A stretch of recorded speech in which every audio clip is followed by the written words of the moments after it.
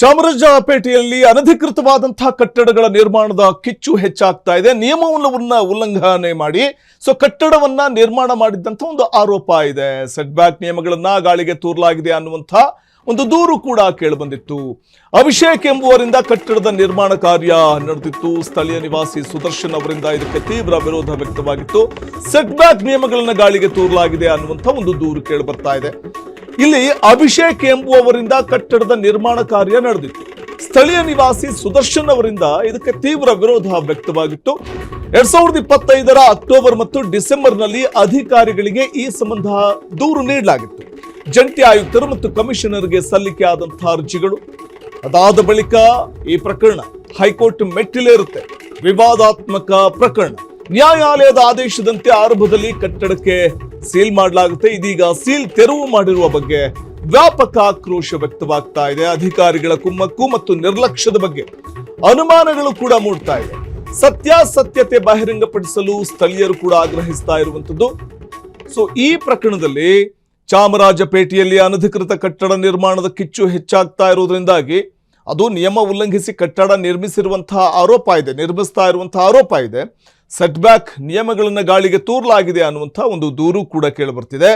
ಅಭಿಷೇಕ್ ಎಂಬುವರಿಂದ ಕಟ್ಟಡದ ನಿರ್ಮಾಣ ಕಾರ್ಯ ಆಗಿರುವಂಥದ್ದು.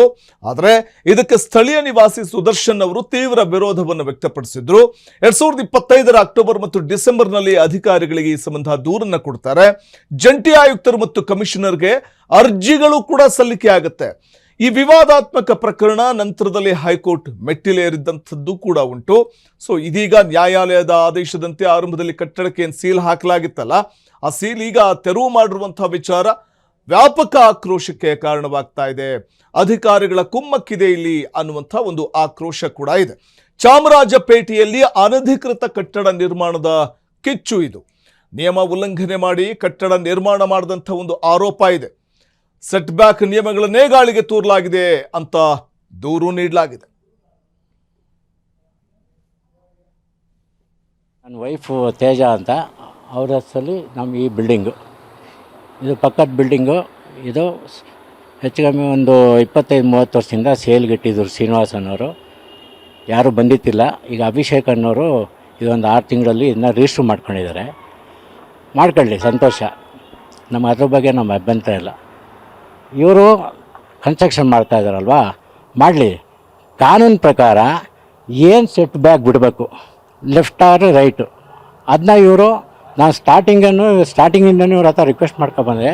ನೋಡಿ, ನಾವು ನೆಕ್ಸ್ಟು ನಮಗೆ ಕಾಮನ್ ವಾಲ್ ಬೇಡ, ನಾವೀಗ ಕಾಮನ್ ವಾಲ್ ಮಾಡಿ ತುಂಬ ಅನುಭವಿಸ್ಬಿಟ್ಟಿದ್ದೀವಿ, ನಮ್ಗೆ ಅದು ಬೇಕಿಲ್ಲ. ನಾನು ಕನ್ಸ್ಟ್ರಕ್ಷನ್ ಮಾಡೋ ಟೈಮ್ಗೆ ನಾನು ಕಾನೂನು ಪ್ರಕಾರ ಎಷ್ಟು ಅಡಿ ಬಿಡಬೇಕು ನಾನು ಬಿಡೋಕ್ಕೆ ನಾನು ರೆಡಿ ಇದ್ದೀನಿ ಅಂತ ನಾನು ಹೇಳ್ಕೊಬಂದೆ. ಆದರೂ ಇವರು ಇಲ್ಲಿ ಒಬ್ಬರು ಅಸಿಸ್ಟೆಂಟ್ ಎಕ್ಸಿಕ್ಯೂಟಿವ್ ಇಂಜಿನಿಯರ್ ಉಮೇಶ್ ಅಂತ ಇದ್ದಾರೆ, ಮತ್ತು ಸತೀಶ್ ಅಂತ ಇದ್ದಾರೆ. ಇವ್ರುಗಳ ಒಂದು ಕುಮ್ಮಕ್ಕಿನಿಂದ ಈ ಅಧಿಕಾರಿಗಳು ಸರಿಯಾಗಿದ್ದರೆ ಯಾವುದೇ ಕಾರಣಕ್ಕೂ ಯಾವ ಗಲಾಟೆಗಳು ಆಗಲ್ಲ. ಅಕ್ಕಪಕ್ಕದವರೆಲ್ಲ ನೆಮ್ಮದಿಯಾಗಿರ್ತಾರೆ. ಅವ್ರು ಯಾವಾಗ ನಾವಿದ್ದೀವಿ, ನೀವು ಇಲ್ಲಿಗಲಾಗಿ ಯಾವ್ದು ಬೇಕಾದ್ರೂ ಕನ್ಸ್ಟ್ರಕ್ಷನ್ ಮಾಡಿ ಅಂತ ಯಾವಾಗ ಅವ್ರು ಕುಮ್ಮಕ್ಕೆ ಕೊಡ್ತಾರೆ, ಅವಾಗ ಏನಾಗುತ್ತೆ, ಇದು ಅಕ್ಕಪಕ್ಕ ಯಾರು ನಾವು ಚೆನ್ನಾಗಿರ್ತೀವಿ, ನಾವು ಇಲ್ಲಿ ಜಗಳ ಮಾಡಬೇಕಾಗುತ್ತೆ. ಈ ಅಧಿಕಾರಿಗಳು ಸೂಕ್ತವಾದ ಕ್ರಮ ತಗೊಂಡಿದ್ದಿದ್ರೆ ಇಷ್ಟೆಲ್ಲ ನಾವು ಸೈಟ್ ಹತ್ರ ಬರೋದಕ್ಕೆ ನಮ್ಗೆ ಭಯ ಆಗುತ್ತೆ. ಯಾಕೆಂದರೆ ಇಲ್ಲಿ ಅಭಿಷೇಕ್ ಅವ್ರ ತಮ್ಮ ದರ್ಶನ್ ಅಂತ ಇದ್ದಾರೆ. ಅವರಿಲ್ಲಿ ನಮ್ಮ ಟೆನೆಂಟ್ಗಳಿಗೆ ನಾವು ಫೋಟೋ ತೆಗೆದು ನಮ್ಮ ಲಾಯರ್ಗೆ ನಾವು ಕೊಡಬೇಕು ಅಂತ ನಾವು ಕೇಳ್ಕೊತೀವಿ. ಆಗ ಟೆನೆಂಟ್ಗಳು ಫೋಟೋ ಹೊಡೆಯೋಕ್ಕೆ ಬಂದರೆ ಅವ್ರ ಮೇಲೆ ಹಲ್ಲೆ ಮಾಡೋಕ್ಕೆ ಹೋಗ್ತಾರೆ. ಇಲ್ಲಿ ಯಾವನಾರು ಫೋಟೋ ತೆಗೆದು ಸುದರ್ಶನ್ಗೆ ನಾವು ವಾಸ ಇರೋದು ಹಾಸನದಲ್ಲಿ. ಇಲ್ಲಿ ಈ ಥರ ಸಮಸ್ಯೆಗಳಾದಾಗ ಇಲ್ಲಿ ಬಂದು ನಾನು ಒಬ್ಬನೇ ಏಕಾಂಗಿ, ನಮಗೆ ಪ್ರಾಣ ಭಯ ಇದೆ. ನಮಗೆ ಇಲ್ಲಿ ಏನಾರು ಒಂದು ನಮ್ಮ ಮೇಲೆ ಹಲ್ಲೆ ಆಗಲಿ, ನಮ್ಮ ಮೇಲೆ ಪ್ರಾಣ ಭಯ ಆದರೆ ಇದಕ್ಕೆ ನೇರವಾದ ಹೊಣೆ ಅಧಿಕಾರಿಗಳು ಮತ್ತು ಅಭಿಷೇಕು ಮತ್ತು ಅವ್ರ ತಮ್ಮ ದರ್ಶನ್ ಆಗಿರುತ್ತಾರೆ. ಇದು ನನ್ನ ವೈಫು ತೇಜ ಅಂತ. ಈ ಪ್ರಕರಣ ಭಾರಿ ಚರ್ಚೆಗೆ ಮಾಡಿಕೊಡ್ತಾ ಇದೆ. ಹೈಕೋರ್ಟ್ ಮೆಟ್ಟಿಲೇರಿದ್ದಂತಹ ವಿವಾದಾತ್ಮಕ ಕೇಸ್ ಇದು. ಚಾಮರಾಜಪೇಟೆಯಲ್ಲಿ ಅನಧಿಕೃತವಾಗಿ ಕಟ್ಟಡವನ್ನ ನಿರ್ಮಾಣ ಮಾಡಿದ್ದಂತಹ ಒಂದು ಪ್ರಕರಣ ಇದು. ನಿಯಮವನ್ನು ಉಲ್ಲಂಘನೆ ಮಾಡಿ ಕಟ್ಟಡವನ್ನ ನಿರ್ಮಿಸಿರುವಂತಹ ಒಂದು ಆರೋಪ ಕೇಳಿ ಬರ್ತಿತ್ತು. ಇಲ್ಲಿ ಸೆಟ್ ಬ್ಯಾಕ್ ನಿಯಮಗಳನ್ನ ಗಾಳಿಗೆ ತೂರಲಾಗಿದೆ ಅಂತ ದೂರನ್ನು ಕೂಡ ನೀಡಲಾಗಿರುತ್ತೆ. ಅಭಿಷೇಕ್ ಎಂಬುವವರಿಂದ ಕಟ್ಟಡದ ನಿರ್ಮಾಣ ಕಾರ್ಯ ನಡೆದಿದ್ದು, ಇದಕ್ಕೆ ಮೂಲ ನಿಯಮಗಳನ್ನ ಗಾಳಿಗೆ ತೂರಲಾಗಿದೆ ಅಂತ ಸ್ಥಳೀಯ ನಿವಾಸಿ ಸುದರ್ಶನ್ ಅವರು ತೀವ್ರ ವಿರೋಧ ವ್ಯಕ್ತಪಡಿಸಿದ್ದಲ್ಲದೆ 2025 ಅಕ್ಟೋಬರ್ ಮತ್ತು ಡಿಸೆಂಬರ್ನಲ್ಲಿ ಅಧಿಕಾರಿಗಳಿಗೆ ದೂರನ್ನು ಕೂಡ ಕೊಡ್ತಾರೆ. ಸಂಬಂಧಪಟ್ಟಂತ ಅಧಿಕಾರಿಗೆ ದೂರನ್ನು ಕೊಡ್ತಾರೆ. ಜಂಟಿ ಆಯುಕ್ತರು ಮತ್ತು ಕಮಿಷನರ್ಗೆ ಸಲ್ಲಿಕೆಯಾದಂತಹ ಅರ್ಜಿಗಳು ಕೂಡ ನಾವಿಲ್ಲಿ ಗಮನಿಸ್ತಾ ಹೋಗ್ಬೇಕಾಗುತ್ತೆ. ಈ ಪ್ರಕರಣ ಯಾವ ಪರಿಯಾಗಿ ತಿರುವು ಪಡ್ಕೊಳ್ಳುತ್ತೆ ಅಂದ್ರೆ, ಹೈಕೋರ್ಟ್ ಮೆಟ್ಟಿಲೇ ಇರುತ್ತೆ ಈ ವಿವಾದಾತ್ಮಕ ಪ್ರಕರಣ. ನ್ಯಾಯಾಲಯದ ಆದೇಶ ಹೊರಬೀಳುತ್ತೆ. ಆರಂಭದಲ್ಲಿ ಕಟ್ಟಡಕ್ಕೆ ಸೀಲ್ ಮಾಡಲಾಗುತ್ತೆ ನ್ಯಾಯಾಲಯದ ಆದೇಶದಂತೆ. ಆದರೆ ಇದೀಗ ಸೀಲ್ ತೆರವು ಮಾಡಿರೋ ಬಗ್ಗೆ ವ್ಯಾಪಕ ಆಕ್ರೋಶ ವ್ಯಕ್ತವಾಗ್ತಾ ಇದೆ. ಅಂದ್ರೆ ಕಾನೂನಿಗೆ ಅಥವಾ ಹೈಕೋರ್ಟ್ ಆದೇಶಕ್ಕೂ ಕವಡೆ ಕಾಸಿನ ಕಿಮ್ಮತ್ತಿಲ್ವಾ ಅನ್ನುವಂಥ ಪ್ರಶ್ನೆ ಉದ್ಭವ ಆಗುವಂತೆ ಮಾಡ್ತಿದೆ. ಇದೀಗ ಸೀಲ್ ತೆರವು ಮಾಡಿರುವ ವಿಚಾರವಾಗಿ ಆಕ್ರೋಶ ವ್ಯಕ್ತವಾಗ್ತಾ ಇದ್ದು, ಅಧಿಕಾರಿಗಳ ಕುಮ್ಮಕ್ಕು ಮತ್ತು ನಿರ್ಲಕ್ಷ್ಯದ ಬಗ್ಗೆ ಅನುಮಾನ ವ್ಯಕ್ತವಾಗ್ತಾ ಇದೆ. ಇದರ ಸತ್ಯಾಸತ್ಯತೆಯನ್ನ ಬಹಿರಂಗಪಡಿಸಬೇಕು ಅನ್ನುವಂಥದ್ದು ಸ್ಥಳೀಯರ ಒತ್ತಾಯ ಆಗಿದೆ. ಸ್ಥಳೀಯ ನಿವಾಸಿ ಸುದರ್ಶನ್ ಅವರು ನಿಯಮಗಳನ್ನ ಗಾಳಿಗೆ ತೂರಿ ಕಟ್ಟಡವನ್ನ ಕಟ್ಟಲಾಗಿದೆ ಅನ್ನುವಂಥ ವಿಚಾರವಾಗಿಯೇ ಸಂಬಂಧಪಟ್ಟಂತ ಅಧಿಕಾರಿಗಳಿಗೆ ದೂರನ್ನ ಕೊಡ್ತಾರೆ, ವಿರೋಧ ಮಾಡ್ತಾರೆ. ಜಂಟಿ ಆಯುಕ್ತರು ಮತ್ತು ಕಮಿಷನರ್ಗೆ ಅರ್ಜಿಗಳು ಸಲ್ಲಿಕೆ ಆಗುತ್ತೆ. ಈ ಪ್ರಕರಣ ನಂತರ ಹೈಕೋರ್ಟ್ ಮೆಟ್ಟಿಲೇ ಇರುತ್ತೆ. ಹೈಕೋರ್ಟ್ ಸೀಲ್ ಹೊಡೆಯುತ್ತೆ. ಅಂದ್ರೆ ಅಕ್ರಮವಾಗಿ ಯಾವುದೇ ನಿಯಮಗಳ ಪಾಲನೆ ಇಲ್ಲದೆ ಕಟ್ಟುವಂತಹ ಕಟ್ಟಡ ಅಪಾಯಕ್ಕೆ ಆಹ್ವಾನ ಕೊಟ್ಟಂತಾಗುತ್ತೆ ಅನ್ನುವಂಥದ್ದು ಹೈಕೋರ್ಟ್ನ ಸೂಚನೆ ಅಥವಾ ಆದೇಶದಲ್ಲಿ ಅಡಕವಾಗಿರುವಂತಹ ಸತ್ಯಾಂಶಗಳು.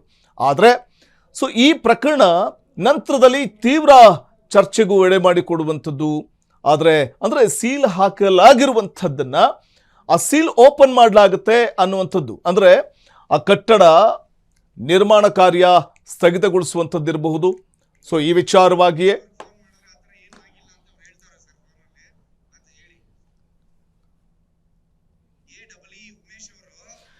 ಇನ್ನು ಎ ಉಮೇಶ್ ಅವರು ಈ ಬಗ್ಗೆ ಕೇಳಿದಾಗ ಅವರು ಕೊಡುವಂತಹ ಉತ್ತರ ಅಂದ್ರೆ, ಅಂಥದ್ದೇನೂ ಆಗಿಲ್ಲ ರೀ, ಕಟ್ಟಡ ನಿರ್ಮಾಣದಲ್ಲಿ ಯಾವುದೇ ರೀತಿಯ ನಿಯಮಗಳ ಉಲ್ಲಂಘನೆ ಆಗಿಲ್ಲ ರೀ ಅಂತ ಸಬೂಬು ಹೇಳ್ತಾರೆ. ಅವ್ರನ್ನ ಒಂದು ಕ್ಲಾರಿಟಿ ಪಡ್ಕೊಳ್ಳೋಣ ಅಂತ ನಾವು ಫೋನ್ ಆಯಿಸಿದಾಗ ಅವ್ರು ಕೊಡುವಂತಹ ಒಂದು ನಿರ್ಲಕ್ಷ್ಯದ ಮಾತಿದು. ಅಂಥದ್ದೇನೂ ಆಗಿಲ್ಲ, ನಿಯಮಗಳ ಪಾಲನೆ ಆಗಿದೆ ಅಂತ ಹೇಳ್ತಾರೆ. ಅಲ್ಲ ಸ್ವಾಮಿ, ನಿಯಮಗಳ ಪಾಲನೆ ಆಗಿದ್ರೆ ಯಾಕೆ ಹೈಕೋರ್ಟ್ ಮೆಟ್ಟಿಲೇ ಇರ್ತಾ ಇತ್ತು? ಯಾಕೆ ಕೋರ್ಟ್ ಸೂಚನೆಯ ಮೇರೆಗೆ ಸೀಲ್ ಹಾಕಲಾಗ್ತಾ ಇತ್ತು? ಆ ಸೀಲ್ ಈಗ ತೆಗೆಯಲಾಗಿದ್ದು, ಈಗ ಮತ್ತೆ ಕಾಮಗಾರಿಗಳು ಅಥವಾ ಒಂದು ಪ್ರಕ್ರಿಯೆ ಮತ್ತೆ ಶುರುವಾಗುತ್ತೆ ಅಂದ್ರೆ ನಿಯಮಗಳ ಉಲ್ಲಂಘನೆ ಮಾಡಿ ಕಟ್ಟಡವನ್ನು ನಿರ್ಮಾಣ ಮಾಡ್ಲಿಕ್ಕೆ ಮತ್ತೆ ಮುಂದಾಗ್ತೀರಿ ಅಂತಂದ್ರೆ ಸ್ಪಷ್ಟವಾದಂತಹ ಹೈಕೋರ್ಟ್ನ ಆದೇಶದ ಉಲ್ಲಂಘನೆ ಅಲ್ವೇ ಇದು? ಹೀಗಿರುವಾಗ ಸುಖ ಸುಮ್ಮನೆ ಹೇಳಕ್ ಸಾಧ್ಯನಾ? ಕೋರ್ಟ್ ಏನು ಬೇರೆ ಕೆಲಸ ಇರೋದಿಲ್ವಾ? ಅಂದ್ರೆ ಯಾವ ರೀತಿಯಾಗಿ ಸಬೂಬನ್ನ ಹೇಳುವಂಥದ್ದು, ತೇಪೆ ಹಚ್ಚುವಂಥ ಕೆಲಸವನ್ನು ಮಾಡುವ ಮೂಲಕ ಮಂಕು ಬೂದಿ ಎರಚುವಂಥ ಒಂದು ಪ್ರಯತ್ನಕ್ಕೆ ಮುಂದಾಗುವಂಥದ್ದು ಇದೆಯಲ್ಲ, ಇದು ಅಧಿಕಾರಿಗಳು ಕೂಡ, ಕೆಲವೊಂದು ಅಧಿಕಾರಿಗಳು ಇದರಲ್ಲಿ ಇನ್ವಾಲ್ವ್ ಆಗಿದಾರಾ ಅನ್ನುವಂಥ ಒಂದು ಪ್ರಶ್ನೆ ಉದ್ಭವ ಆಗುವಂತೆ ಮಾಡುತ್ತೆ. 2025 ಅಕ್ಟೋಬರ್ ಮತ್ತು ಡಿಸೆಂಬರ್ನಲ್ಲಿ ಅಧಿಕಾರಿಗಳಿಗೆ ದೂರ ಹೋಗಿದ್ರು ಕೂಡ, ಜಂಟಿ ಆಯುಕ್ತರು ಮತ್ತು ಕಮಿಷನರ್ಗೆ ಅರ್ಜಿಗಳು ಸಲ್ಲಿಕೆ ಆಗಿದ್ರು ಕೂಡ, ಈ ಪ್ರಕರಣ ಹೈಕೋರ್ಟ್ ಮೆಟ್ಟಿಲೇರಿದ್ರೂ ಕೂಡ ನ್ಯಾಯಾಲಯದ ಆದೇಶದಂತೆ ಆರಂಭದಲ್ಲಿ ಕಟ್ಟಡಕ್ಕೆ ಸೀಲ್ ಮಾಡಲಾಗಿರುತ್ತೆ. ಆದರೆ ಸೀಲ್ ತೆರವು ಮಾಡಿರುವ ಕುರಿತಾಗಿ ಇದೀಗ ವ್ಯಾಪಕ ಆಕ್ರೋಶ ವ್ಯಕ್ತವಾಗ್ತಾ ಇದೆ. ಚಾಮರಾಜಪೇಟೆಯಲ್ಲಿ ನಿರ್ಮಾಣ ಹಂತದಲ್ಲಿದ್ದಂಥ ಕಟ್ಟಡ ಇದು.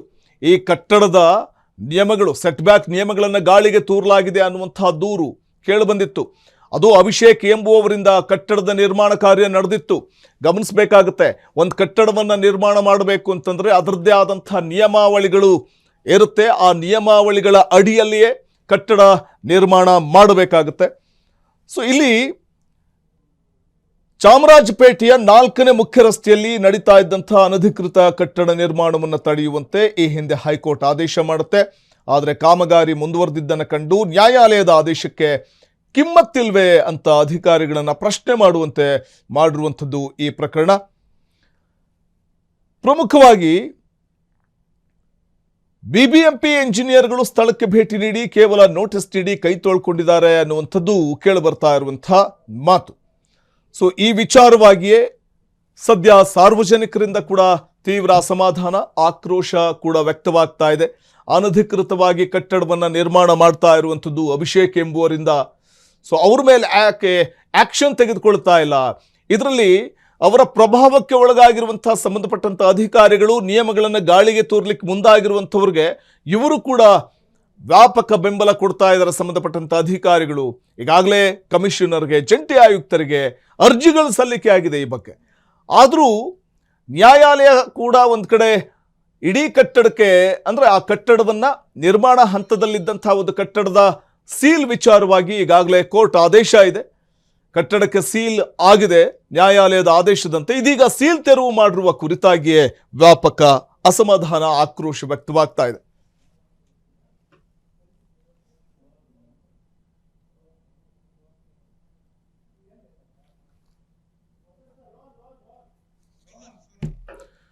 ಈ ಕುರಿತಾಗಿ ಮತ್ತಷ್ಟು ಮಾಹಿತಿಯನ್ನು ಪಡೆಯೋಣ ನಮ್ಮ ಪ್ರತಿನಿಧಿ ರೋಹನ್ ಅವರಿಂದ.